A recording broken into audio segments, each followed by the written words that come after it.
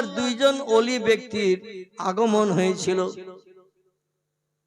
একজন ব্যক্তির নাম হযরত আল্লামা হাফেজ কারি সরি শক্তি রহমাতুল্লাহ আলাইহি। কি নাম বললাম?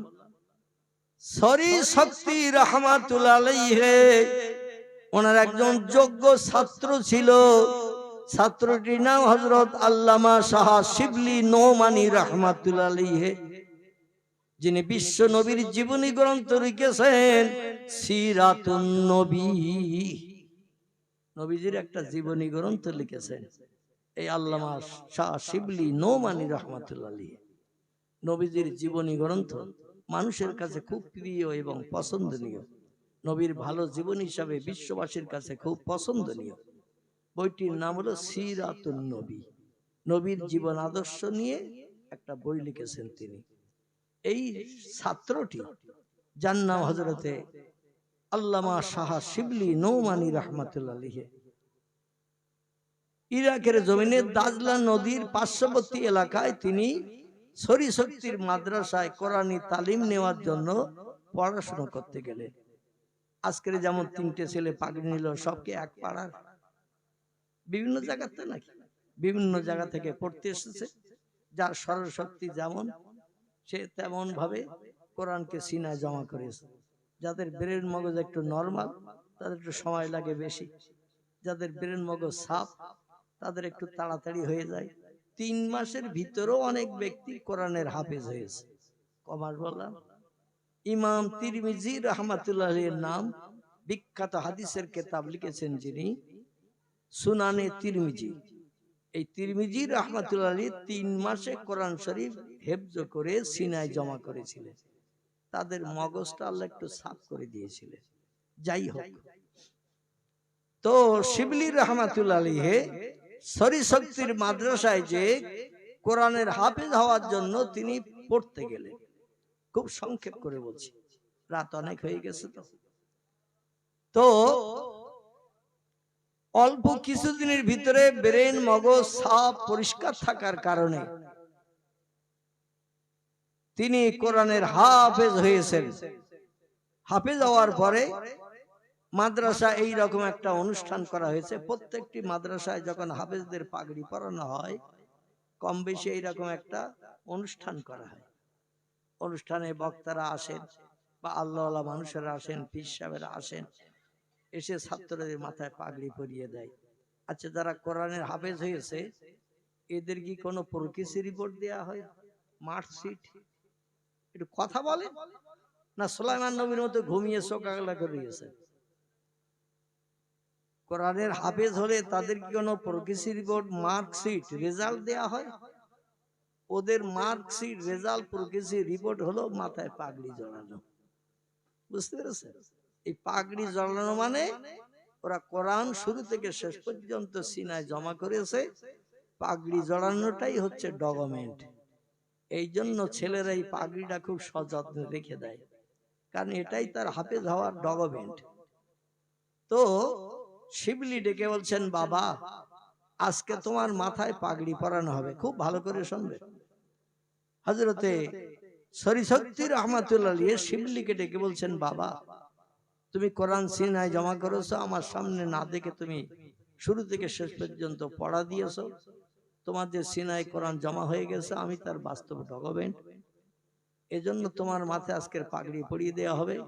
মাদ্রাসা কমিটি এলাকার মানুষ তারা আসবে, দেখবে আমার মাদ্রাসা থেকে এবছর কটা ছেলে হাফেজ হয়ে মাথায় পাগড়ি বেঁধে চলে যাচ্ছে।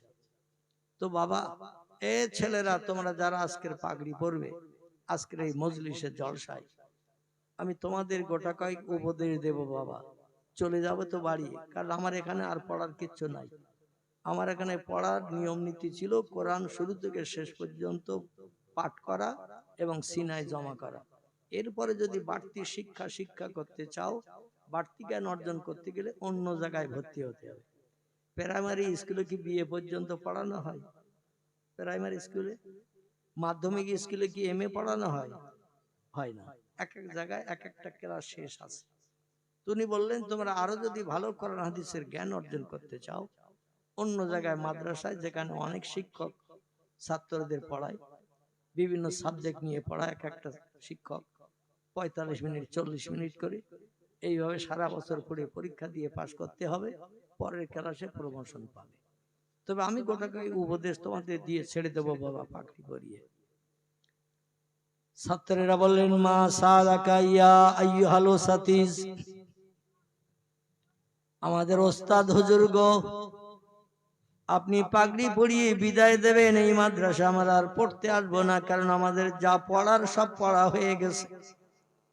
এই জন্য পাগড়ি পরিয়ে বিদায় দেবেন, আমরা চলে যাব বাড়ি। কিন্তু কি উপদেশ দিতে চান হুজুর বলুন, আমরা এক মনে শুনবো। শিবলি রহমাতুল্লাহ আলাইহি বললেন, বাবা খুব ভালো করে শুনবেন, এই মাদ্রাসার ছাত্ররা তোমরাও একটু শুনে নাও বাবা। হযরত সরিশক্তি ডেকে বলছেন, বাবারা আমি যে কটা উপদেশ তোমাদের দেব, উপদেশ কটা মন দিয়ে শোনো। প্রথম উপদেশ হলো, আমার এখান থেকে পাগড়ি পরে বাড়ি যাওয়ার পরে দৈনন্দিন তোমাদের 100 পারা করে কোরআন প্রতিদিন পড়তে হবে। কপারা 100 পারা করে প্রতিদিন কোরআন পড়তে হবে। তো প্রতিদিন 100 পারা করে পড়লে কোরআন খতম হবে কদিনে? কদিন? আলহামদুলিল্লাহ, তাহলে এখনো ঘুমাননি আপনারা। 5 দিনে কোরআন খতম হয়ে যাবে। এইভাবে পড়া যদি চালু রাখতে পারো, কবরে যাওয়া পর্যন্ত কোরআন সিনায় নিয়ে কবরে যেতে পারবে। আর কবরে যদি কোরআন সিনায় নিয়ে যাও, কবরের বাবার ক্ষমতা হবে না কিয়ামত পর্যন্ত তোমাদের লাশের একটা পশমের গায়ে কামড় দেয়া, মাটি তোমাদের খাবে না। যেমন কবরে রাখা হবে তেমন অবস্থায় আল্লাহ তোমাদের কবরে রাখবেন। আল্লাহর বাণী কোরআন সিনায় জমা করে রাখার জন্য। এ বাবারা, 2 নম্বরের উপদেশ হলো, প্রতিদিন 5 ওয়াক্ত নামাজ যেন ছাড়বে না। নামাজটা হলো আল্লাহর সঙ্গে সম্পর্ক গাঢ় তৈরি করার জন্য 1 নম্বরের পন্থা। আফজালুল ইবাদাতিস সালাহ। আল্লাহ নবী হাদিস শরীফে জানিয়েছেন, আল্লাহকে রাজি করার জন্য যত ইবাদত আছে, ইবাদতের ভিতরে সেরা ইবাদতের নাম হলো নামাজ। কি নাম? নামাজ। এ বাবারা, প্রাপ্ত বয়স্ক তোমরা যারা হয়েছো, যারা হও নাই, যতদিন পৃথিবীতে হায়াতে বেঁচে থাকবে, প্রতি বছর রমজানের 1 মাস রোজা যেন কেউ কাজা করবে না, রোজা যেন নষ্ট করবে না। ছাত্ররা শুনলো, কেউ বা প্রাপ্তবয়স্ক, কেউ বা এখনো প্রাপ্তবয়স্ক হয়নি। শরীয়তের বিধান 12 বছর বয়স হয়ে গেলে ছেলেরা প্রাপ্তবয়স্ক হয়। আর মেয়েদের প্রাপ্তবয়স্ক হলো যেখান থেকে মেয়েদের প্রতি মাসে মাসে রোগটা শুরু হয়। আরবিতে যারে হায়েজ বলে, ইংরেজিতে যারে মেন্স বলে, বাংলায় যারে ঋতুকাল বলা হয়। মেয়েরা যখন থেকে প্রতি মাসে মাসে 3-4 দিন নাপাকি হয়, এই নাপাকি হওয়া থেকে তারা প্রাপ্তা বয়স্কা, এখান থেকে তারা সাবালিকা। জোরে বলুন একটু আমিন। এ বাবারা, আরেকটি উপদেশ আমি তোমাদের দিচ্ছি। আল্লাহ কোরআনে কোট করেছেন, কোরআনের 4র্থ পারায়, ওয়াবুদুল্লাহ ওয়ালা তুশরিকু বিহি শাইয়্যা ওয়াবিল ওয়ালিদাইনি ইহসানা। জোরে বলুন একটু আল্লাহু আকবার। আল্লাহ কোরআনে কোট করে দিয়েছেন, আমার দুনিয়ায় বসবাস করবে তোমরা, আমার নেয়ামত খাবে তোমরা, আমাদের অনুদান সুন্দরী বিবি বাচ্চা নিয়ে সংসার জীবনে সুখ ভোগ করবে তোমরা, আমার জমিনে ঘর বেঁধে বর্ষার পানির হাত থেকে বাঁচবে তোমরা, শীতকালে শীততাপ থেকে নিষ্কৃতি পাবে, ঘরের দরজা জানলা লাগিয়ে ঘর বানানোর কারণে। যেখানে ঘর বানাবে ও জমিন হলো আমি আল্লাহ আমার। এজন্য আমার ইবাদত যেন কোনোদিন ভুলো না, আমার ইবাদত যেন কোনোদিন ছেড়ো না। নবী বলেন, সবথেকে উত্তম ইবাদতের নাম হলো নামাজ। এটা শাহ সরিশক্তি রাহমাতুল্লাহ আলাইহি ছাত্রদের বললেন। বললেন 5 নম্বরের কথা হলো, বাবারা আল্লাহ নিজের ইবাদতের কথা বলার পরেই বললেন অবিল ওয়ালিদাইনি ইহসানা, তোমাদের বাপ মায়ের সঙ্গে ব্যবহার ভালো রাখবে, বাপ মায়ের সঙ্গে যেন দুর্ব্যবহার করবে না। আহ, আমার থেকে তুমি বেশি বোঝো, কথা বলো না। এখানকার ছেলেরা অবশ্য ধমকি টমকি দেয় না, নরম স্বরে মায়ের সঙ্গে কথা বলে, বাপের সঙ্গে কথা বলে। কিন্তু অনেক জায়গায় দেখা যায় বাপেরে ভাতও দেয় না, মারও ভাতও দেয় না। মাঝে মধ্যে বলে বাপের বাড়ি যাও, আমি আর খেতে দিতে পারবো না। আর এই বলার মূলে থাকে একজন, আমি তারে বিশেন মন্ত্রী বলি। কি মন্ত্রী? আমি তারে বিশেন মন্ত্রী বলি। সারা রাত এক বালিশে মাথা দিয়ে কান কামড়ায় যারা, তোমার মা বুড়ি হয়ে গেছে, পেশাব করে, পায়খানা করে, নোংরা করে, ঘর দুর্গন্ধ হয়, তোমার মারে বাপের বাড়ি পাঠিয়ে দাও, সেখানে যা পারে করুক, আমরা বাড়ি পরিষ্কার পরিচ্ছন্ন রাখার জন্য তোমার মারে আর রাখবো না। অন্যথায় তোমরা যেখানে বুড়ি বাপেরে মারে, সরকারি তরফ থেকে কিংবা বেসরকারি তরফ থেকে বৃদ্ধ বৃদ্ধাদের এক জায়গায় রাখা হয়, সেখানে পরিবেশন করানো হয় টাকার বিনিময়ে। এর কি বলা হয়? বৃদ্ধাশ্রম। তোমার মারে বৃদ্ধাশ্রমে রেখে এসো, 2000-4000 দিতে হয়, তোমার মাইনের থেকে দিও। আমি নাকে কাপড় দিয়ে দিয়ে আর পারি না। অবশ্য খিদিরপুরের মারা এরম ঘটনা জীবনে ঘটায়নি, আর ভবিষ্যতে ঘটবে না। তারা যদি একটাবার চিন্তা করে আমার বাপ মার সঙ্গে আমার ভাবিরা যদি এই রকম দুর্ব্যবহার করে, তাহলে আমার জন্য করাটা স্বভাব হবে। কিন্তু আমি যদি এই রকম দুর্ব্যবহার করি, আমার ভাইয়ের স্ত্রীরা আমার দেখা দেখি তারাও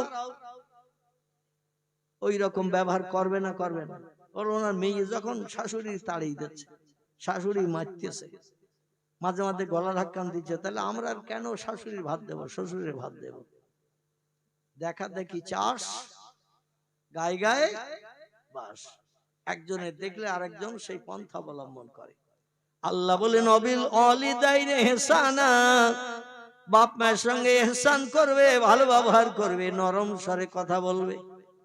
আল্লাহ নবী বলছেন ইল্লা উফেন, আল্লাহ কোরআনে বলছেন ইল্লা উফেন, যদি কোনদিন তোমার বাপ তোমার মা তোমার আচার ব্যবহারে আখলাকে যদি একদিন আহ উহ এইরকম একটা শব্দ যদি উচ্চারণ করে, তুমি যত বড় পীর হও, যত বড় ওলি হও, যতবার হজ করো, তুমি যত ওয়াক্ত নামাজ মসজিদে যে পড়ো, রাতের গভীরে তাহাজ্জুদ যদি তুমি পড়ো, আল্লাহ কোরআনে বলছেন বাপ মা যদি অখুশি হয়ে যায়, ওই বান্দার জীবনের কোন ইবাদত আল্লাহ কবুল করবেন না, সব মাঠে মারা যাবে। এর জন্য আমি যুবক ভাইদের কাছে অনুরোধ রাখছি, আমি তো 2 জনকে হারিয়ে ফেলেছি। নবী বলছেন মায়ের চেহারার দিকে দৈনন্দিন যদি 100 বার তুমি ভালো মনে তাকাও, 100টা নফল হজের সওয়াব আল্লাহ তোমার নাম আমলে লিখে দেবেন। কটা? 100টা।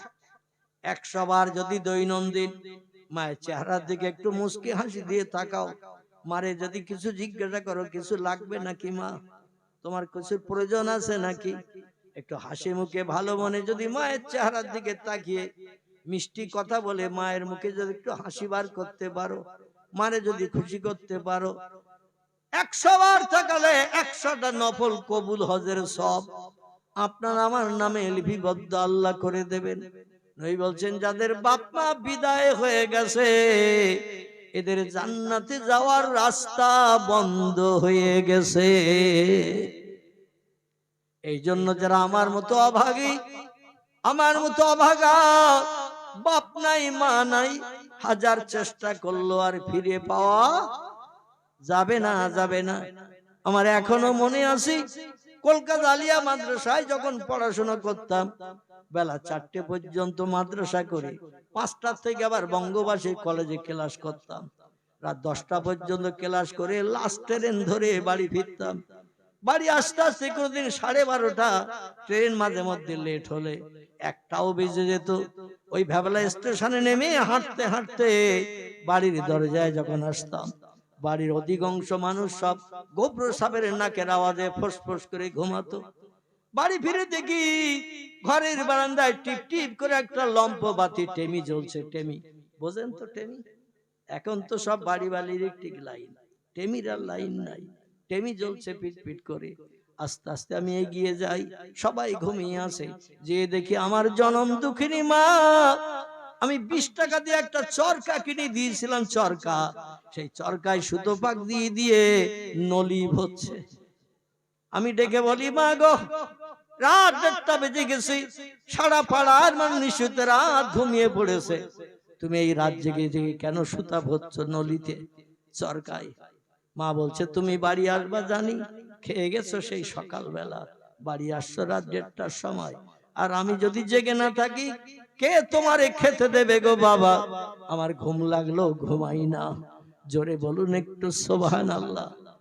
আমার ভাইরা, এ দায়িত্ব পালন করেছিলেন প্রিয় নবী মুহাম্মদ রাসূলুল্লাহ, প্রাণ প্রিয়া বিবি, যার নাম ছিল হযরতে খাদিজা।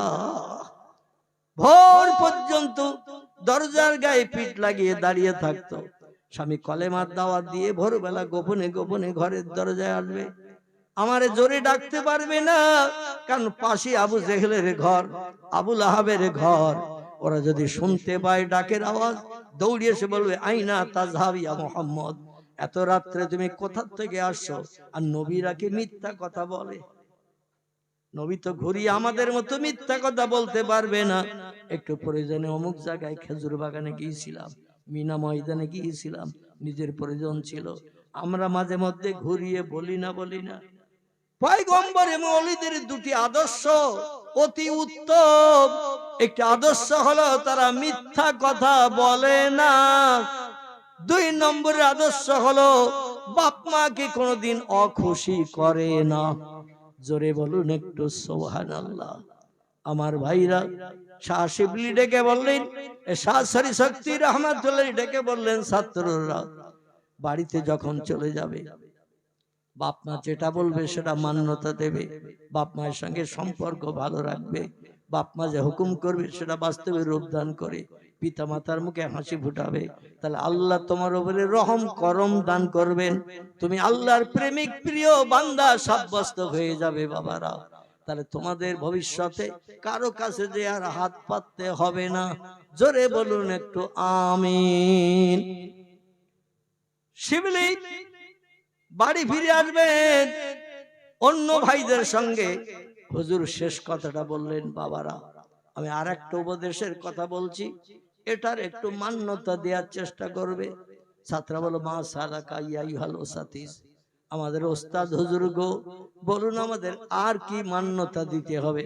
উনি বললেন, যখন বাড়ি চলে যাবে আল্লাহর কোরআনের তালিমের জন্য একটা মাদ্রাসা তৈরি করবে।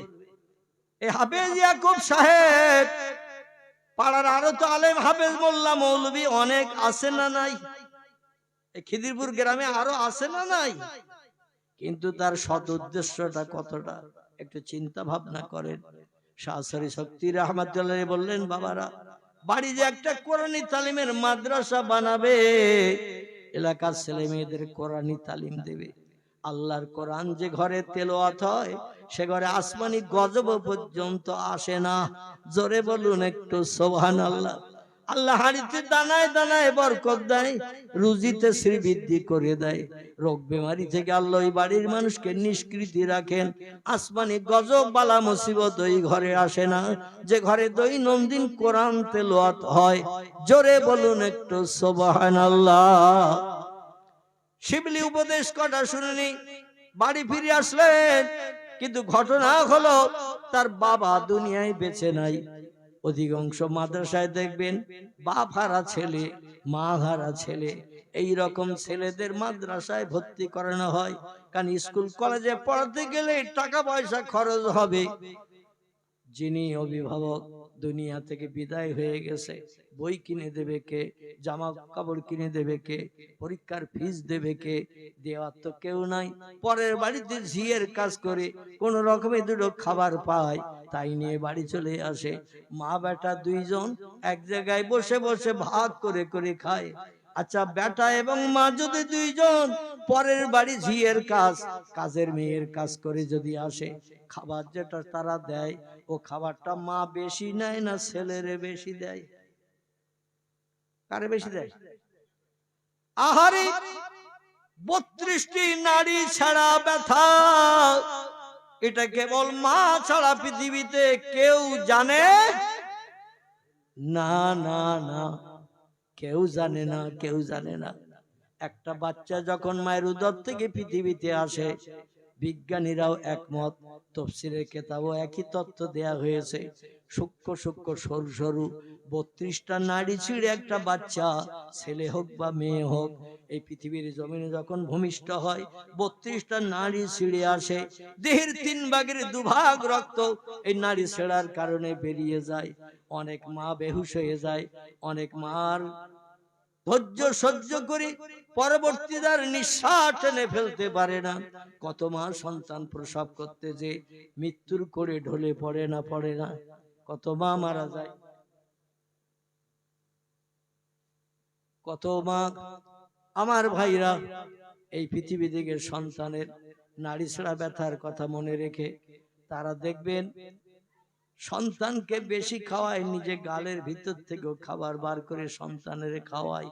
জোরে বলুন একটু আমিন, জোরে বলুন একটু আমিন। আল্লামা শিবলি নোমানী রাহমাতুল্লাহের জীবন ইতিহাসের একটা তথ্য দিচ্ছিলাম, কিন্তু জিন্দাকে কেমন আল্লাহ মারেন আজকের আর আলোচনাটা হবে না। মরারে আল্লাহ কেমন করে জিন্দা করেন ওই আলোচনাটা আমি রাখবো। রাজি আছেন সকলে? আচ্ছা, দোয়া হওয়ার আগে উঠে যাবেন কে কে বাড়ি, একটা হাত তোলেন তো দেখি। দোয়া হওয়ার আগে হ্যাঁ যাবেন না তো? আমি তো ঘরের পোল্ট্রি মুরগি, আমি তো বাইরের কোনো বক্তা টক্তা না। কম বেশি 2-2.5 বছর ছাড়া 40 বছর আপনাদের গ্রামে আসতেছে, মাঝখানে 2-2.5 বছর কঠিন রোগে আক্রান্ত থাকার কারণে আসার মতো পরিবেশ ছিল না, এজন্য আমি আসতে পারি নাই। আল্লাহ কবরে যাত্রীকে আবার চেয়ারে বসার সুযোগ দিয়েছে, এজন্য শুকরিয়া কোটি কোটি কোটি কোটি মাহবুদের দরবারে রাখি। জোরে বলুন একটু সুবহানাল্লাহ। তো শিবলি হুজুরের কথা শুনে বাড়ি ফিরে এসে, খুব সংক্ষেপ করে গল্প আকারে বলছি, বাড়ি ফিরে এসে ইরাকের দেশে একটা নদী আছে, কম বেশি আপনারা নদীর নামটা জানেন। এই নদীটির নাম হলো দাজলা নদী। কি নাম বললাম? দাজলা নদী, জাজলা না, দাজলা। এই দাজলা নদীর কিনারায় তিনি একটা মাদ্রাসা তৈরি করেছেন হুজুরের কথাকে বাস্তবে রূপদান করতে, এবং বললেন, বাবারা, মাদ্রাসা তৈরি করে এলাকার ছেলে মেয়েদের কোরআনি তালিম দিলে তোমার ভান্ডার থেকে কর্পূর আর বেরিয়ে যাবে না। কর্পূর বোঝেন তো? পেট্রোলের ব্যারেলে সিবি যদি খুলে রেখে দেন 3 দিন, ওর ভিতরে পেট্রোল আর 5 লিটার থাকবে তো? কর্পূরের মুখ যদি আলগা করেন সিবি ছোট বোতলে, দেখবেন ও আস্তে আস্তে গুঁড়ো ছোট হয়ে যাবে, কারণ এ খুব বেশি সময় থাকে না। তো যাই হোক, কোরআন সিনায় জমা করে রাখার জন্য হুজুরের নির্দেশটাকে বাস্তব জীবনের উদ্যান করতে যে ইরাকের বিখ্যাত নদী দাজলা নদী, আর একটা নদী আছে ফোরাত। কি নাম বললাম? ফোরাত। এই নদীর তলা শুকিয়ে যাবে, পয়গম্বর 1450 বছর আগে বলেছে।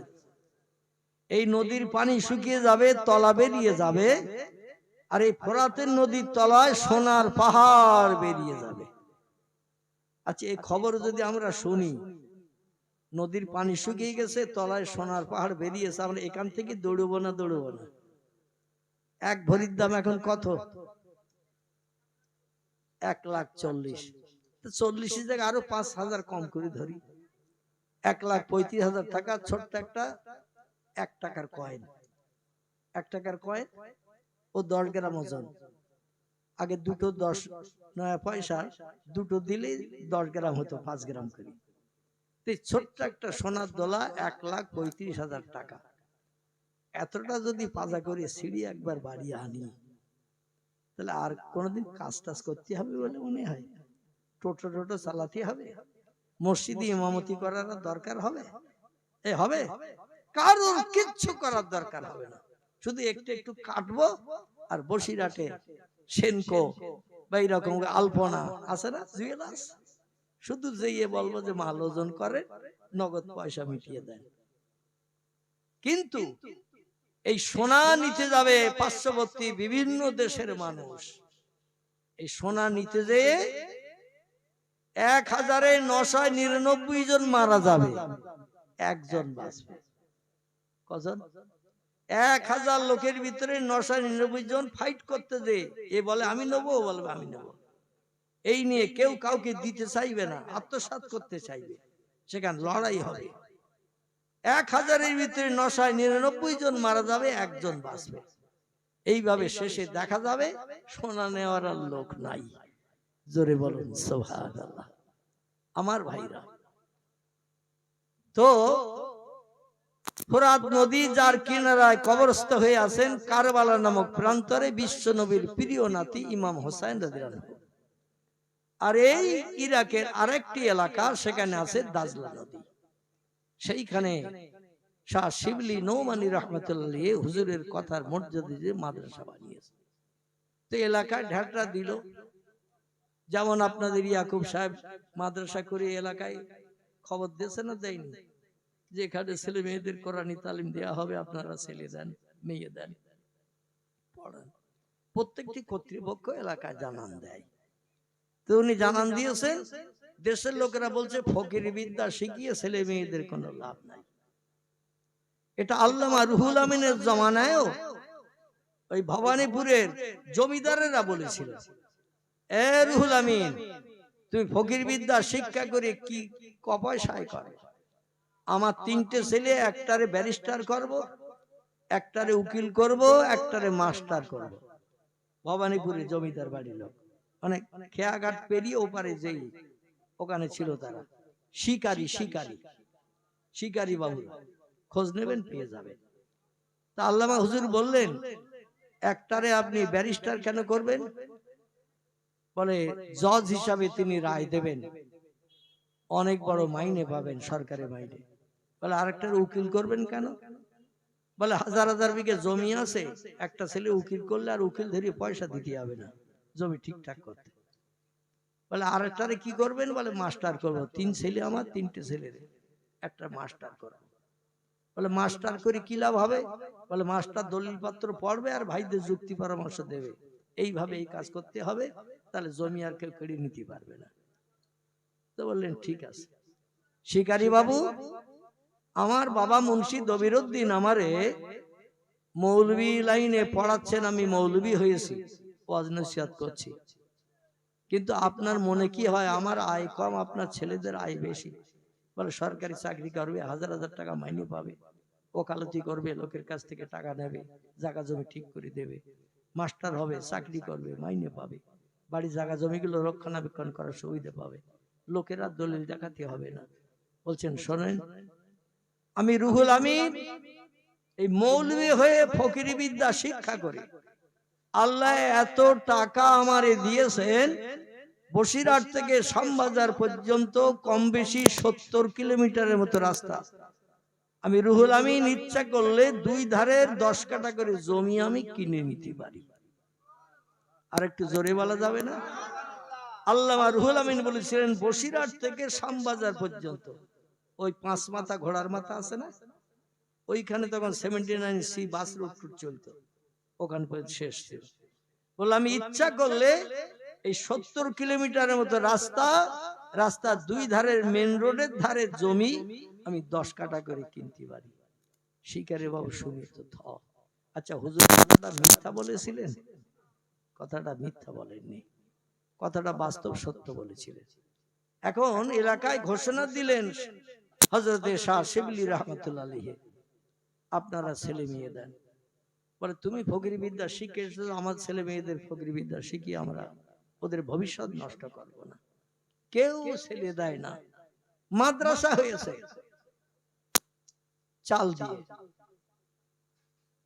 কাঠির বেড়া দিয়ে, আর উপরে হালকা ছাউনি দিয়ে খেজুরের পাতা দিয়ে সাজ চাল, কিন্তু ছেলে কেউ দেয় না। তুমি পাড়ায় ঢাটটা দিয়ে ফিরে যাচ্ছেন, কোনো বাড়িওয়ালা কোনো বাড়িওয়ালি ওনারে বললেন না যে আমার ছেলেটারে কালকে তোমার মাদ্রাসায় ভর্তি করব, তোমার শখ মিটাবো। মুখ কালো করে বাড়ি আসতে আসতে একজন বৃদ্ধা রমণী দরজার পাশে দাঁড়িয়ে থাকা, বিধবা, স্বামী নাই, ডেকে বলছেন, ও শিবলি। বলে হ্যাঁ মা বলুন। বলে কজন ছাত্র দিয়েছে, কাল থেকে তোমার মাদ্রাসা চালু হবে। বলে বুড়িমা কথার কেউ দামও দেয়নি, ছেলে দেওয়ার ওয়াদা কেউ করেনি। বলে খালি মুখে ফিরে যাচ্ছ মুখ কালো করে। বলে কি করব মা, দুই একজন যদি রাজি হতো তাহলে খুব ভালো হতো। বুড়ি বললেন বাবা তুমি একটা কোরআনের হাফেজ মানুষ, শরীয়তের বিজ্ঞ পণ্ডিত, দিন শরীয়তের পূর্ণ আইন তুমি পালন করে চলো। মাথায় টুপি, মুখে দাড়ি, গায়ে লম্বা জামা, নবীর ওয়ারিস তুমি, আর দিনের দাওয়াত দিয়ে চলে যাচ্ছ, কেউ তোমার কথায় রাজি হয়নি বাবা। তোমার কালো মুখ দেখে আমার বড় কষ্ট লাগছে হৃদয়। ও বাবা আমার একটা মাত্র ছেলে আছে, স্বামী হারা বিধবা নারী আমি, ভবিষ্যতে আর বিয়েও করব না, বিয়ের পিড়িতে বসবে না, সন্তান আর হবে না, আমার একটা ছেলেই ভবিষ্যৎ। বলে বুড়িমা কি বলতে চাচ্ছেন বলুন। বলে আমার ছেলেটা তোমার মাদ্রাসায় ভর্তি করে দিতে পারি বাবা। একটা ছেলে যদি আমি ভর্তি করি তুমি কি পড়াবে? বলে হুজুরের কথার মর্যাদা রাখতে যে একটা ছেলে হলো আমি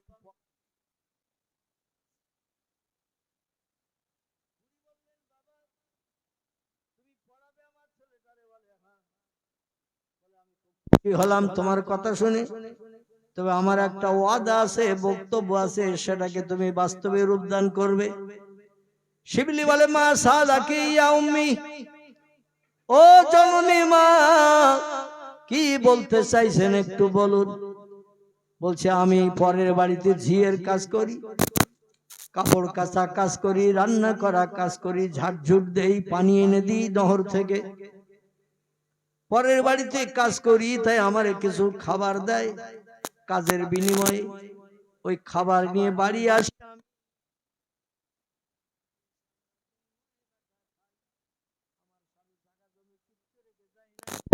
কোন ব্যাংক ব্যালেন্স কিছু আমার জন্য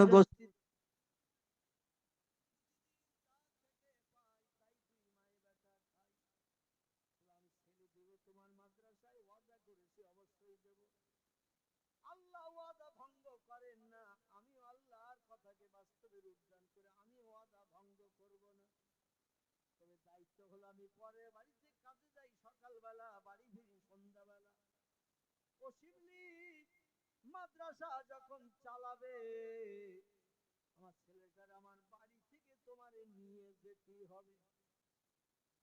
আমি বাড়ি থাকি না, আমার ছোট্ট ছেলে 5 মতান্তরে 6 বছর বয়স, তোমার মাদ্রাসা কোথায় চেনে না জানে না, আমার ছেলেটারে তোমার মাদ্রাসায় নিয়ে যেতে হবে। আবার পড়া শেষ হয়ে গেলে আমার ছেলেটারে আমার বাড়িতে পৌঁছে দিয়ে যেতে হবে। এই দায়িত্ব যদি পালন করো বাবা, তাহলে তোমার মনে শখ মিটাবো, মুখে হাসি ফোটাবো। আমার ছেলেটারে তোমার ওই দাজলা নদীর কিনারায় মাদ্রাসায় আমি পড়াবো। শিবলি দাঁড়িয়ে একটু চিন্তা ভাবনা করছেন, মাথা নিচু করে। কোন পাড়ার লোক, এলাকার মানুষ তো ছেলে মেয়ে কেউ দিতে চায় না, হুজুরের কথার মর্যাদা তো রক্ষা হচ্ছে না, মাদ্রাসা তৈরি করলাম কেউ আসে না। তো বুড়িমা যখন রাজি হলো, ফিরে আসার পথে শিবলি বলল একটু কষ্ট যদি করতে হয় তাও করব। বুড়িমা ছেলেরে বাড়ি থেকে নিয়ে মাদ্রাসায় আনবো, কোরআনী তালিম 1-8 ঘন্টা দিয়ে আবার তার সঙ্গে করে নিয়ে তার বাড়ি পৌঁছে দেব, কারণ মা বাড়ি নাই। মা পরের বাড়িতে ঝিয়ের কাজ করে, চাকরানির কাজ করে, বাড়ি ফেরে সন্ধ্যার পরে। এই জন্য আমি নিয়েও যাবো আবার দিয়েও আসবো। জোরে বলুন একটু সুবহানাল্লাহ। কিছুদিন মাদ্রাসা এইভাবে ছেলেটারে নিয়ে যায়, আবার দিয়ে যায়। পাড়ার লোকেরা দেখে বলল, বেশ ভালো তো, শিক্ষক ছাত্রদের নিয়ে যাচ্ছে আবার ছাত্রকে ফিরিয়ে দিয়ে যাচ্ছে বাড়ি, তাহলে আমাদের ছেলে মেয়ে দিলে আর অসুবিধা কি? দেখা দেখি চাষ গায়ে গায়ে বাস। বাড়ির পাশের মানুষেরা দেখে ওরা বললো, আমাদের ছেলেদের যদি শিবলি নিয়ে আসার নিয়ে যায়, রাস্তাঘাটে কোনো বিপদের আশঙ্কা নাই, তাহলে আমরাও ছেলে মেয়ে দেই। বেশ 8-10 জনের মতো ছেলে মেয়ে হয়েছে, 8-10 জনের মতো। হযরতে সরিশক্তি রাহমাতুল্লাহ আলাইহি একদিন চিঠি পাঠালেন শিবলির কাছে। তখন টেলিফোনের ব্যবস্থা ছিল না। এখান থেকে বহুদিন আগের কথা, কমপক্ষে অন্তত 1000 বছর আগের কথা। আমার ভাইরা, হযরতে শাহ শিবলি রাহমাতুল্লাহ আলাইহির কাছে চিঠি পাঠিয়েছেন। চিঠিতে লিখে দিয়েছেন, শিবলি মাদ্রাসা কেমন চলছে? খবরে শুনলাম তুমি মাদ্রাসা বানিয়েছো দাজলা নদীর কিনারায়, তোমার মাদ্রাসা কেমন চলছে? চিঠি ফেলে উত্তরটা পৌঁছে দিও। আমি তোমার ওস্তাদ হুজুর তোমার উত্তরের অপেক্ষায় থাকলাম। শিবলি চিঠি পড়ে নিয়ে যা উত্তর দেওয়ার উত্তর লিখে দিয়ে দিলেন, হুজুর অনেক চেষ্টা চতুর করে একটাই মাত্র ছেলে প্রথম মাদ্রাসা আমি পেলাম, তার বাড়ি থেকে আনতাম, আবার বাড়ি পৌঁছে দিতাম। পাড়া প্রতিবাসীরা তাই দিকে তারাও তাদের ছেলে মেয়ে আমার মাদ্রাসা দিয়েছে। এখন খুব বেশি হলে 10, কম হলে 8। সবাই আবার সব দিন আসে না, সুবিধা অসুবিধার কারণে সবাই সব দিন আসে না। হযরতে সরিশক্তি রাহমাতুল্লাহ আলাইহি চিঠি পেয়ে শিবলির তত্ত্ব পেলেন। 7-8 জন, মতান্তরে 9 জন প্রতিদিন মাদ্রাসায় শিবলির সঙ্গে যায়, আবার পড়াশোনা শেষ করে শিবলি বাড়ি ফিরিয়ে দিয়ে যায়। হযরতে সরিশক্তি আবার চিঠি পাঠালেন, বাবা শিবলি তুমি একটা দিনক্ষণ করো, আমি তোমার মাদ্রাসায় যে এইরকম একটা ওয়াজের মজলিস করব। আজকের যেমন মজলিস, একটা ওয়াজের মজলিস করব, কোরআন সম্পর্কে এলাকার মানুষের মগজ ধোলাই করব, কোরআনের মর্যাদা সম্পর্কে বলবো, কোরআন ছেলে মেয়েদের পড়ালে লাভ কি হবে আমি লাভের তত্ত্ব দেব। তুমি একটা দিন সাব্যস্ত করে আমার একটু জানিয়ে দিও, আর এলাকার সব লোকদের বল আমার হুজুর আসবে, আমার ওস্তাদ হুজুর আসবে, তিনি একটি মজলিসে কিছু বক্তব্য রাখবেন, গ্রামবাসীরা সবাই এসো। শেষ করে দেই নাকি? শেষ করে দেই, আবার অন্য দিন হবে, কারণ আমি তো এই ঘরের মুরগি, আমি তো ডোব ছেড়ে চলে যাব না, ঠিক কি না? শিবলি রাহমাতুল্লাহ আলাইহি হুজুরের জন্য একটা ডেট করলেন। হুজুর দিনের দিন আসছে, এলাকার মানুষেরা খবর পেয়েছেন ওনার ওস্তাদ আসবে, মাদ্রাসা সম্পর্কে কোরআন সম্পর্কে তথ্য দেবে। সেদিন মাদ্রাসা ছুটি দিয়েছে, খুব সংক্ষেপ 1-2 মিনিটের ভিতরে, যদিও লম্বা ঘটনা, আমি সংক্ষেপ করে বলছি। তো উনি মাদ্রাসা সেদিন ছুটি দিয়েছে, আজকের মাদ্রাসায় জলসা। যেমন আজকের মাদ্রাসা চলেছে, এই মাদ্রাসা হেফজ মাদ্রাসা আজকে চলেছে, ছেলেদের আজকে ছাড় দেওয়া হয়েছে, আজকের ওয়াজ হবে, আনন্দ ফুর্তি করে ঘুরে বেড়াও, পাগড়ি পরানোর সময় সবাই স্টেজে থাকবা। ঠিক না ভুল?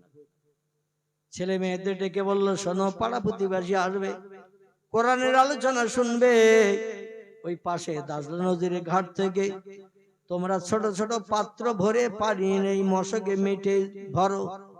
কালো মিটে ছিল না আমাদের দিকে আগে, কালো মিটে সরিষা টরিষা চাল ধান এটা ওটা রাখতো, মুসুরির ডাল, যাতে ইঁদুর খেতে না পারে, এ ছিল না আগে। এখন তো সব বস্তা। বলে এই বড় মেটেটা জ্বালা মেটে যারে বলা হয়, তোমরা ঘাট থেকে পানি তুলে নিয়ে এসে জ্বালা মেটে ভরে রাখবা।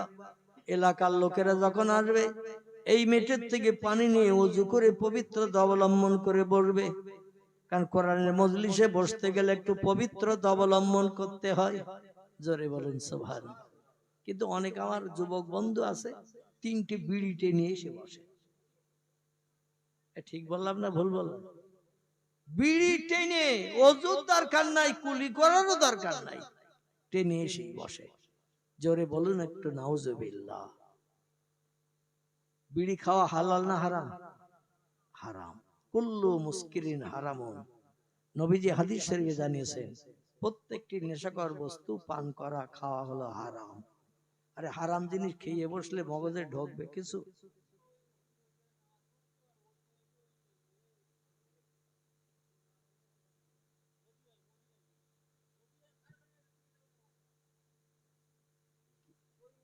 তুমি চুপ করে একটু বসো, তোমার কথাবার্তা কেউ বুঝতে পারতেছে না, চুপ করে বসো। তো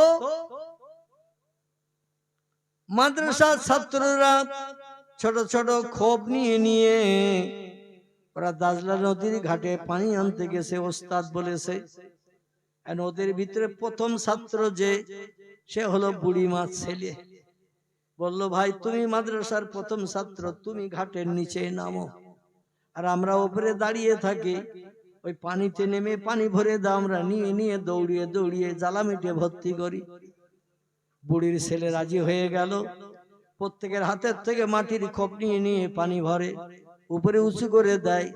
ওরা ডাঙায় দাঁড়িয়ে খোপগুলো ধরে নিয়ে নিয়ে বদনাগুলো ধরে নিয়ে নিয়ে পানি নিয়ে জ্বালামিটে ভর্তি করতে শুরু করলো। কিছু পানি জ্বালামিটে ভর্তি হয়ে গেছে। হঠাৎ করে মাদ্রাসার ছাত্ররা পানি আনার সময় হাউ হাউ করে কাঁদতে কাঁদতে চলে এসেছে।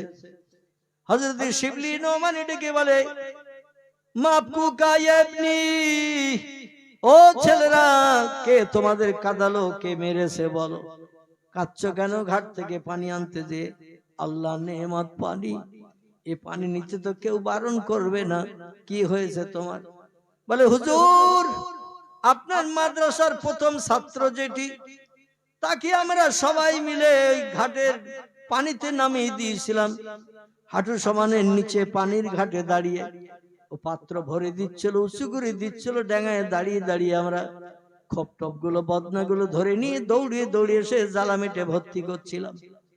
হঠাৎ জোয়ারের স্রোত বান এসে ছেলেটার পায়ে মেরেছে ধাক্কা। হঠাৎ স্রোতের পানি ধাক্কা যেই মেরেছে ছেলেটা হুবড়ি খেয়ে পড়ে গেছে। হুজুর আমরা দাঁড়িয়ে আছি 5-7 মিনিট 10 মিনিট, ছেলেটা ঠেলে উঠবে এই চিন্তা ভাবনা করে, কিন্তু 10 মিনিট 15 মিনিট হয়ে গেল, ছেলেটা আর ওই পানিতে যে হুবড়ি খেয়ে পড়ে গিয়েছিল, বানের পানির স্রোত তার পায়ে ধাক্কা লাগানোর কারণে হুজুর ছেলেটার উঠিনি। তে আমাদের মাদ্রাসার প্রথম ভাই পানি পুরে দিতে যে তিনি পানির তলায় তলিয়ে গেছে, দাজলা নদীর পানির তলায়। তাই আমরা হতাশে আপনার কাছে সে খবর দিলাম হুজুর, আপনি এখন কি করবেন করুন। বাচ্চা ছেলে মেয়ে 7 বছর 8 বছর 9 বছর এইরকম বয়স, কোরআনী তালিম নিচ্ছে, তারা কাঁদছে। হুজুরের চোখ দিয়ে টপ টপ করে পানি বেরিয়ে গেছে। বলে আমার মাদ্রাসা উদ্বোধন করেছে যে ছেলেটি, সেই ছেলেটি পড়াশোনায় সব থেকে এগিয়ে গেছে, কারণ সে আগে ভাগে ভর্তি হয়েছিল তাই, আর সেই মারা গেছে। বলে নাম ইয়াই হলো সাফিস। হুজুর উনি পানি ভরে দিতে যে পানির স্রোতে সে পায়ে ধাক্কা মেরেছে, হুবড়ি খেয়ে পাশে পড়ে গেছে, আর ওখানে ঘোলের পানি পাক খাচ্ছিল। হুজুর উপরের পানি তলায় নিয়ে যায়, ঘোলের পানি পাক খেলে তলায় কোথায় চলে গেছে বলতে পারবো না। অনেক সময় দাঁড়িয়েও তার নাম নিশানা হদিস পেলাম না, এই জন্য আপনার কাছে খবর দিলাম। শিবলি কাচ্ছে কি করি এখন, জলসা তো মাথায় উঠে গেছে। 2-10 মিনিটের ভিতরে আমার পীর সাহেব আসবেন, যে সময় বলে দিয়েছিলেন ঘোড়ার পিঠে চেপে কিংবা উটের পিঠে চেপে আসবেন, তখনকার যানবাহন এটাই ছিল। সময় দিয়েছেন এই সময়ের ভিতরে আসবেন, কিন্তু কি অঘটন ঘটে গেল। হযরতে সারি শক্তি এসে হাজির হলো। বলে মা হালুকা মাকবরকে ইয়া শিবলি, খবর কি, কেমন আছো বলো। শিবলি হাউ হাউ করে কান্না শুরু করেছে। সারি শক্তি ডেকে বলে শিবলি রে, আজ আনন্দের দিন, খুশির দিন, তোমার মাদ্রাসায় জলসা হবে, কোরআন হাদিসের আলোচনা হবে, এলাকার মানুষ শুনবে, তুমি কাঁদছো কেন বাবা? বলে হুজুর আমার মাদ্রাসার প্রথম উদ্বোধন করা ছাত্রটা ওই যে দূরে ঘাট, নদীর ঘাট, ওইখানে পানিতে নেমে পানি ভরে দিচ্ছিল, আর বাকি ছেলে মেয়েরা সব পানি নিয়ে এসে ওই বড় জ্বালামিঠেটা দেখছেন ওইটা ভর্তি করছিল। কার লোকজন আসবে, উজু করে মজলিসে বসবে, কোরআনের আলোচনা শুনবে। হুজুর সব সর্বনাশ হয়ে গেছে। সরি শক্তি ডেকে বলে, শিবলি রে, যে মারা গেছে তার দাঁত পাওয়া যাবে না, চলো তো দেখি নদীর ঘাটে। নদীর ঘাটে যে দেখলেন পাশে একটা ঘোলের পানি পাক খেয়ে খেয়ে উপরের পানি তলায় যাচ্ছে, তলার পানি পাশ দিয়ে ঠেলে উঠছে, কিন্তু ছেলেটার কোনো হদিশ নাই। অনেক সময় দাঁড়িয়ে দাঁড়িয়ে চতুর্দিকে খোঁজ খবর নিল, পাশে দূরের দিকে ভেসে উঠেছে কিনা একটু দেখি। দূরের দিকে তাকিয়ে দেখে সেখানেও নাই, যেখানে পড়েছে সেখানেও নাই। হযরত সরি শক্তি রহমাতুল্লাহ আলাইহি শিবলি দুইজন নদীর ঘাটে পানিতে নেমেছেন, ঘাটের কিনারায়। যতটা খোঁজাখুঁজি করার খোঁজাখুঁজি করেছে, কিন্তু তাদের পায়েও লাগে নাই, হাতেও লাগে নাই বুড়িমার ওই ছেলেটি। শিবলি বলে, হুজুর জলসাজার হবে না, মন ভালো না। সরি শক্তি ডেকে বলে, শিবলি এত দূর পথ কষ্ট করে আমি সায়ের করে আসলাম, আর তোমার মাদ্রাসে জলসা হবে না, আমি তো ওটা মনে কোনো মতে মেনে নিতে পারছি না।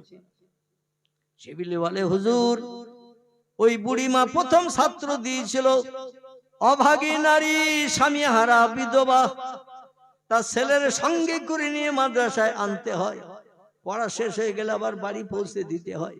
মা বাড়িতে থাকে না, সকালবেলা উঠে পরের ঘরে কাজ করতে যায়, সারাদিন কাজকর্ম করে যা দুটো খাবার দেয় নিয়ে বাড়ি আসে, মাই বেটা দুইজনে ভাগাভাগি করে খায়। ওই বুড়ির কাছে যে আমি কি তথ্য দেব যে ওনার ছেলে বেঁচে নাই? সরি শক্তি ডেকে বলে, শিবলি মন খারাপ তোমার, তুমি হয়তো তত্ত্ব দিয়ে বুড়ি মারে খুশি করতে পারবে না, আমারে নিয়ে চলো বুড়ির বাড়ি, আমি যে বুড়িরে সান্ত্বনা দেব। আমি বুড়িরে বলবো, আল্লাহ যারে ডেকে নেন, যার তকদিরে আল্লাহ যেটা লিপিবদ্ধ করে রাখেন সেটাই তার নসিবে জোটে। আত-তাকদিরু লা ইয়ারুদ্দু ইল্লা বিদুআ। জোরে বলুন একটু সুবহানাল্লাহ। নবী বলেছেন, দুনিয়ায় মানুষ জন্ম নেওয়ার আগে আল্লাহ তার তকদির লিপিবদ্ধ করে দুনিয়ায় পাঠান। যার তকদিরে যেটা লিখেছেন পরিবর্তন হবে না, তো একটা মাত্র ক্ষেত্রে তকদির পাল্টায়, পরিবর্তন হয়, সেটি হলো চোখের পানি আর হাতের দোয়া। জোরে বলুন একটু সুবহানাল্লাহ। আমার ভাইরা বলেন, আমি বুড়িরে বলে বুঝাবো, কারণ এই পৃথিবী থেকে আল্লাহ যার ইচ্ছা করেন তারে তুলে নেন, আল্লাহ যার ইচ্ছা করেন তারে হায়াতে বাঁচিয়ে রাখেন, আল্লাহর উপরে সব নির্ভর করে। ওর ছেলের তকদিরটা এইরকম আল্লাহ হয়তো লিপিবদ্ধ করেছিলেন, দাদা নদীর ঘাটে পানিতে, নোনা পানিতে ডুবে মরবে। চলো আমারে নিয়ে চলো, তোমার কিছু বলতে হবে না। চলতে চলতে সন্ধ্যা হয়ে গেছে, বুড়ির বাড়ির সামনে গুরু শিষ্য দুইজন হাজির, সরি শক্তি বংশা শিবলি নোমানি রাহমাতুল্লাহ আলাইহি দুইজন হাজির। যে বাড়ির সামনে দাঁড়িয়ে আছেন, ইয়া আহলাল বাইত ইকরিজ বাবাকা, ও বাড়িওয়ালি মা, যদি ঘরে থাকেন, বাড়িতে থাকেন, দরজা খুলে একটু বাইরে বেরিয়ে আসে। বুড়ি বাইরের আওয়াজ শুনে বুঝতে পেরেছে আমার ছেলের ওস্তাদ শিক্ষক এসেছে। একটা মানুষের সঙ্গে 2 মাস 6 মাস যদি দেখা সাক্ষাৎ কথাবার্তা হয়, কথা বললেই তার আওয়াজ বোঝা যায় না, যায় না, চেনা যায় না, যায় না। এক বাড়িতে যদি 4 জন নারী থাকে, 4 জনের 4টে ভাই স্বামী, বড় ছেলে যদি ডাকে দরজা খোল, ছোট বউ কি দরজা খুলবে? মেজো ভাই যদি বাড়ি এসে বলে দরজা খোল, বাড়ি এসেছি, বড় বউ কি দরজা খুলবে? কণ্ঠের আওয়াজ শুনলেই বুঝতে পারবে মেজো জন এসেছে কিংবা ছোট জন এসেছে। যার স্বামীর কণ্ঠ যে স্ত্রী বসবে তারাই দরজা খুলে ডাকবে, ঠিক না ভুল? শিবলির কথা শুনে বুঝতে পেরেছে বুড়ি আমার ছেলের ওস্তাদ এসেছে। দরজা খুলে বাইরে বেরিয়ে দেখে 2 জন মেহমান দাঁড়িয়ে। বুড়ি বলছেন, মানান তামেসমুকা, আপনি কে? আপনারে তো চিনলাম না। ও শিবলি, তোমারে দেখে চিনতে পেরেছি, আমার ছেলের ওস্তাদ তুমি, কিন্তু তোমার সঙ্গে আরেকজন কে? শিবলি বলছেন, হুজুর আপনার পরিচয় চাচ্ছেন, এবার আপনি বলুন, আপনি তো আমার কথা বলতে নিষেধ করেছেন। শক্তি ডেকে বলছেন, বুড়িমা আজকের মাদ্রাসায় জলসা, আমি ওয়াজ নসিহত করতে এসেছিলাম, কিন্তু দুর্ভাগ্য তোমার এই ছেলেটা দাজলো নদীর ঘাটে নেমে পানি ভরে দিচ্ছিল খোপে বদনায় পাত্রে, আর মাদ্রাসা অন্য ছাত্র ছাত্রীরা সব দৌড়িয়ে দৌড়িয়ে এনে জ্বালামিটে ভর্তি করছিল। একটা বানের স্রোত এসে ও বুড়িমা তোমার ছেলের পায়ে ধাক্কা মেরেছে অজান্তে, আর ও স্বাভাবিক নিয়মে দাঁড়িয়েছিল, বুঝতে পারেনি, এই জন্য হুবড়ি খেয়ে পানিতে পড়ে গেছে। আর যেই পড়ে গেছে ওই ঘাটের পাশেই ঘোলের পানি পাক খাচ্ছিল, ওই ঘোলের পানি কথায় তলিয়ে নিয়ে গেছে। আমরা বহু চেষ্টা চতুর করেছি, ঘাটে নেমেও খুঁজেছি, তোমার ছেলেটারে আর পাই নাই। ও বুড়িমা তোমার ছেলে দুনিয়া থেকে বিদায় নিয়েছে, আল্লাহ তারে ডেকে নিয়েছে, এই তথ্যটা দিতে এসেছি। এরপরে লোকজন যারা আসবে তাদের কাছে কোরআন হাদিসের কিছু আলোচনা করা হবে। বুড়িমা তুমি ক্ষমা করো, অনিচ্ছাকৃত তোমার ছেলে নদীর পানির তলায় তলিয়ে মারা গেছে। বুড়ি বলছে, শিবলি আমার স্বামী নাই, আর বিয়ের পিড়িতে বসবো না, সেটাও তোমারে বলেছিলাম। একটাই মাত্র ছেলে নিয়ে আমার ভবিষ্যতের কামনা, আর সেই ছেলেটারে তুমি নদীর পানির তলায় ঘাটে তুমি ডুবিয়ে মেরেছ। শিবলি বলে, ও বুড়িমা বেয়াদবি নেবেন না, আমি কিছুই করি নাই। ও যে বানের পানির ধাক্কায় পড়ে যাবে আমি নিজেও জানি না বুড়িমা, অনিচ্ছাকৃত ত্রুটি ক্ষমা করুন। যদি আপনি মানিয়ে নিতে না পারেন, আমি আগামী কাল থেকে আপনার ছেলে হিসাবে মর্যাদা নেব। আমি আপনার ছেলে যেমন মা মা করে আপনার ডাকতো, আমি তেমন আপনার মা বলে বলে ডাকবো। বুড়িমা এতেই আপনি খুশি হবেন, হৃদয়ের তুষের আগুন নিবারণ করবে, এছাড়া আমার আর কিছু দেওয়ার নাই। বুড়ি বলে, শিবলি রে, যে কোরআন আমার ছেলের শিক্ষা দিতে তোমার মাদ্রাসায় পাঠিয়েছিলাম, ও কোরআন সত্য না মিথ্যা? এ শিবলি বলো, ও কোরআন সত্য না মিথ্যা?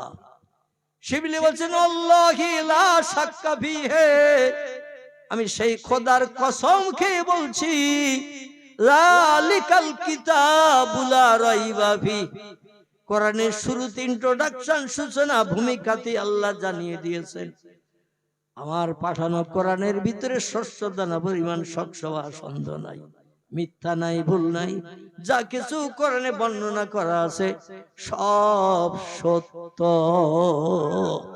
নারায়ে তাকবীর। বলে, শিবলি যদি আল্লাহর কোরআন সত্য হয়, আমার ছেলে যখন বাড়ি থেকে কোরআন বুকে বেঁধে নিয়ে তোমার মাদ্রাসায় পড়তে যায়, আমি তখন কোরআনের মালিককে ডেকে ডেকে প্রতিদিন বলি, আল্লাহ আমার ছেলেটারে তোমার রাস্তায় ছেড়ে দিলাম কোরআনী তালিমের জন্য শিবলির মাদ্রাসায়। আমার ছেলে কোরআনী তালিম শেষ না করে বাড়ি না ফেরা পর্যন্ত আমার ছেলের দায়িত্ব আল্লাহ তোমার হাতে সঁপে দিলাম। জোরে বলুন সুবহানাল্লাহ। ও শিবলি বলো, কোরআন ছেলের বুকে ধরে দিয়ে ছোট ছেলে আমি আল্লাহর কাছে দায়িত্ব দিয়ে আমার ছেলেরে পাঠাই, আল্লাহ কি দায়িত্ব হরণ করেন? শিবলি বলছে, লালা, আল্লাহ দায়িত্ব হরণ করেন না। বলে, শিবলি রে, তুমি আর কোন তত্ত্ব কি জানো? শিবলি বলছে, নাম ইয়া শাইখানি, ইন্নাল্লাহ আলা কুল্লি শাইইন কাদির, তিনি হলেন সব শক্তির ঊর্ধ্বে, এবং ওয়াকানা ওয়াদান হাক্কান আলাইনা নাসরুল মুমিনিন, আল্লাহ যখন কোন বিষয়ে ওয়াদা করেন, ওয়াদা আল্লাহ জীবনে কোনোদিন ভঙ্গ করেন না, বান্দার কাছে ফিরিয়ে না দেয়া পর্যন্ত। জোরে বলুন একটু সুবহানাল্লাহ। আল্লাহর ডেকে তুমি কোরআন বুকে দিয়ে ছেলের আমার মাদ্রাসায় পাঠাও, আর তুমি বলো, আল্লাহ আমার ছেলে বাড়ি না ফেরা পর্যন্ত আমার ছেলের হেফাজতের দায়িত্ব তোমার। আল্লাহ তো ওয়াদা ভঙ্গ করে না। বুড়ি বলছেন, আল্লাহ যদি ওয়াদা ভঙ্গ না করে, যেখানে আমার ছেলে ডুবে গেছে আমার একটু ওইখানে নিয়ে চলো। শরী শক্তি ডেকে বলছে, শিবলি বুড়ির দাবি যেন পূরণ করো না, খবরদার দাজলা নদীর ঘাটে বুড়িরে নিয়ে যেও না। শিবলি বলছেন, কেন হুজুর? বলছে, ওইখানে যেখানে মারা গেছে ডুবে, ওইখানে নিয়ে গেলে বুড়ি কিন্তু নিজেই আষাঢ় খয়ে পানিতে পড়বে। ছেলে যখন নাই, আমার আর বেঁচে থাকার দরকার নাই।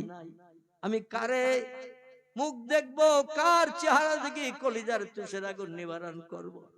একটাই মাত্র সম্পদ আমার ছেলে। ছেলে চলে গেছে, আমার আর বেঁচে থাকার দরকার নাই।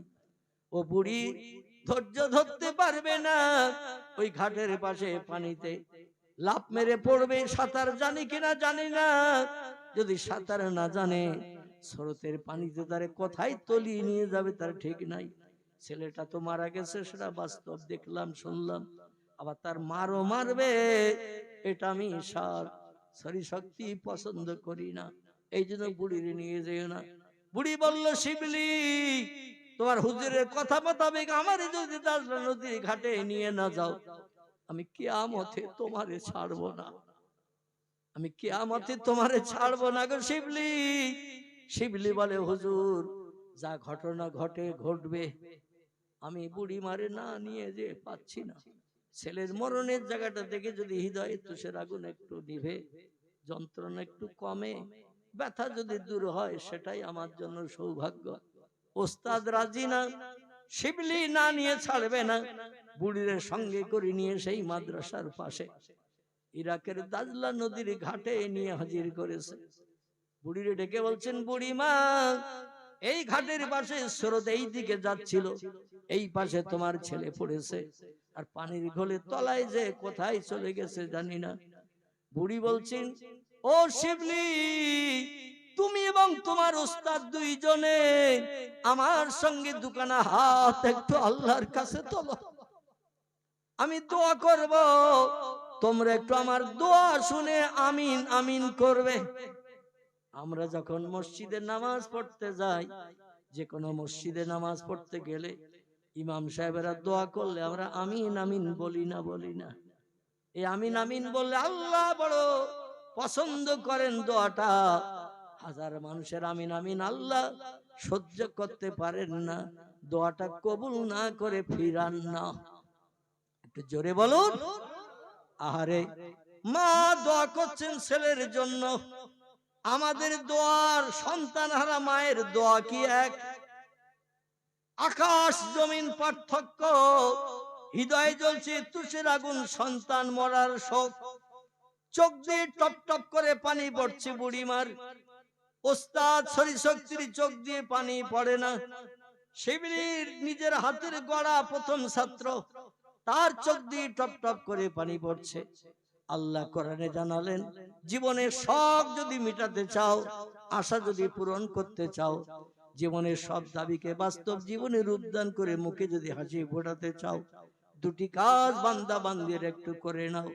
ও মা বোনেরা, আমি দুটি জিনিসের কথা বলি আমার বক্তৃতা শেষ করব।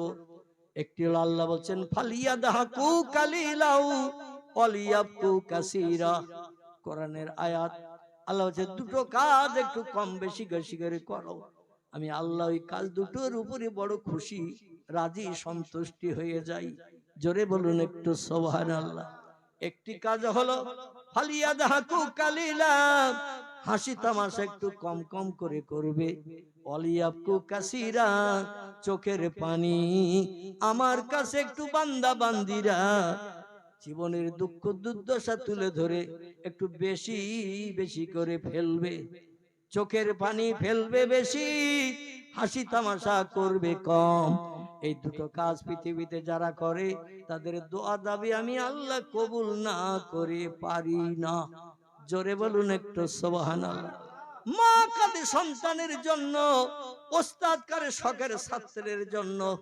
আল্লাহ পাক দুইজনের চোখের পানি কবুল করে হযরতে শরী শক্তির সামনে বুড়ির সেই ছেলেটাকে আল্লাহ ঘোলের পানিতে আবার ভাসিয়ে দিয়ে দিলে। আল্লাহ ডেকে বলে, খিজির, পৃথিবীর সব সাগরের জীবজন্তুকে পরিচালনার দায়িত্ব দিয়েছি তোমারে। ও খিজির কিয়ামত পর্যন্ত তুমি বাঁচবে, কারণ কোহে কাপের পানি তুমি এজলো ভরে তুলে পান করেছিলে। আরে কোহে কাপের পানি পান করার কারণে আমি আল্লাহ দীর্ঘজীবী বানাই তারে, যারা এই কুয়ার পানি পান করে সে পানি তুমি পান করার কারণে দীর্ঘজীবী হয়ে গেছো। তাই তোমার উপর একটা দায়িত্ব দিয়েছি, সাগরের পানিতে যত জীব জন্তু থাকে তাদের পরিচালনার জন্য। খিজির, আমি আল্লাহ হুকুম করছি, ওই ছেলেটা ঘোলের তলায় যেখানে চলে গেছে সেখান থেকে উঠিয়ে দাও। ওর মায়ের চোখের পানি আমি আল্লাহর সহ্য করতে পারছি না। চিল্লাই বলুন একটু সুবহানাল্লাহ। দুনিয়ার বিজ্ঞান যেখানে ফেল, দার্শনিক যেখানে ফেল, ইঞ্জিনিয়ার যেখানে ফেল, ডাক্তার যেখানে ফেল, মাস্টার যেখানে ফেল, সেখানে জয়ী কে? সেখানে জয়ী আল্লাহ। আল্লাহ মরাকেও জিন্দা করে বুড়ির করে ফিরিয়ে দিলেন। তাহলে কিসের উপলক্ষ করে? মাদ্রাসায় কোরআনের তালিমের উপলক্ষ করে। জোরে বলুন একটু সুবহানাল্লাহ। সেই কোরআনের তালিম এখানে শুরু হয়েছে। 1 বছর এখনো পূর্ণ মনে হয় নাই, কিছুদিন মনে হয় আমার ধারণা বাকি। তার ভিতরেই 3টি ছেলে মাথায় পাগড়ি দিয়ে এখানে হাফেজের সার্টিফিকেট নিয়ে চলে যাচ্ছে। এটা একটা খিদিরপুর গ্রামের সৌভাগ্যের কথা, এটা একটা সুনামের কথা। আল্লাহ মাদ্রাসার উন্নতি আরো ত্বরান্বিত করুক। এলাকার মানুষের মহব্বত, প্রেম, ভালোবাসা, হেফজ মাদ্রাসার উপরে আল্লাহ বেশি বেশি মহব্বত তৈরি করার তৌফিক দান করুক। সকলে আপনারা একটু প্রচেষ্টা চালাবেন যাতে মাদ্রাসাটার বাকি কাজ সম্পূর্ণ হয়, মসজিদেরও বাকি কাজ সম্পূর্ণ হয়। ছোট ছোট বাচ্চা ছেলে এখান থেকে হাঁটাচলা করে দূরের মসজিদে যে নামাজ পড়ে যা আসার পথে বিপদ ঘটতে পারে কিনা, এই জন্য আমি অনুরোধ রাখছি। এখন আর এক এক করে নাম ধরে আপনাদের কাছে চাইবো না। কোরআনের ইজ্জত রক্ষার খাতিরে যারা যারা